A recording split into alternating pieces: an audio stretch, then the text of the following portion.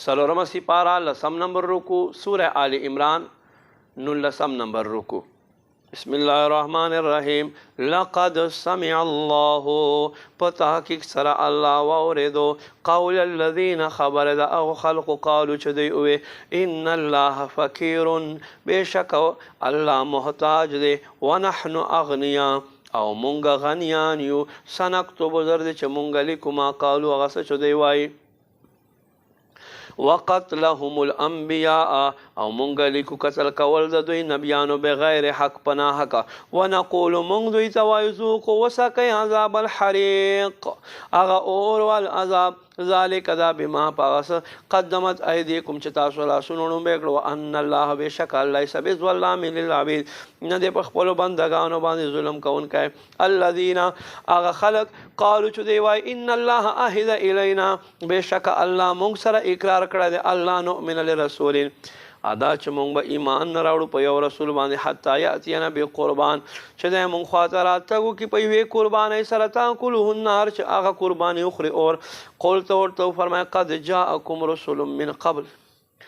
په تحقیق سره راتګو ستاسو خواته رسولانو من قبل ایمان مخکې بالبینات په ښکاره نښو سره وبالذي په هغه سره قلتم چې تاسو غوښتې فلما قتلتموهم بیا تاسو ولې هغه شهیدان کول ان کنتم صادقین که تاسو رښتونی یې فإن كذبوك پس کچیر دوی تا دروغجن وګرځي فقط كذب الرسل من قبلك په تحقیق سرطان مخکې رسولان دروغجن ګرځولي دي جاءوا بالبينات هغه رسولان چې دوی خواته ښکاره نښې راوړې وه زبر او صحیفې والکتاب المنیر او رڼا کوونکی کتاب کل نفس ذائقة الموت هر یو زی روح بمرگ زی کسکی وانما توفون اجورکم یوم القیامه بے شک تاسو ټول ته قیامت پر ورځ پورا پورا بدل ملاویږي فمن زحزح عن النار پس څوک چې بچ کړلی شلو اورنا و ادخل الجنة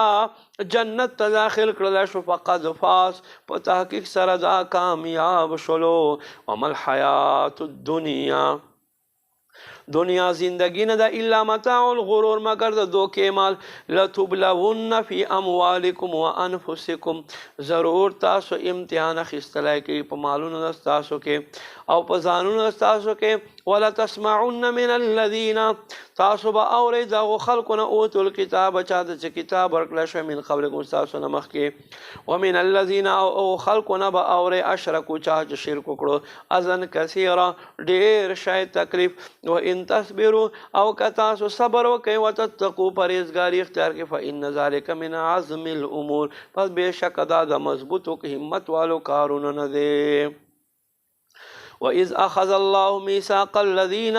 یاد کړئ چې الله وعده واخیستله او خلکو نه اوتو الکتاب چاته چې کتاب ورکړی لتبیننه تاسو به ضرور دا بیانوئ للناس خلکو ته ولا تکتمونه تاسو به نه پټوئ فنبذوه پس غزارولو کړو وراء ظهورهم شاګانو پسې دوی رستو واشتروا به ثمنا قلیلا په دې سره ذلیل دام واخیستلو فبئس ما یشترون پس څومره بد دي چې هغه دوی دا خریداري کوي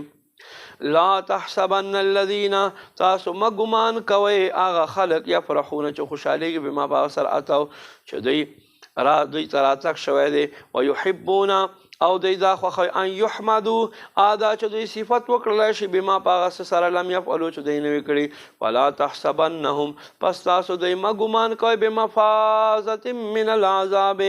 چې دوی به بچ شي له عذاب نه ولهم عذاب علیم او دوی د پاره درد والعذاب دی ولله ملک السماوات والارض الله لره د باچائی د اسمانونو او د ځمکو والله علی کل شیء قدیر الله په هر یو شی باندې قدرت لري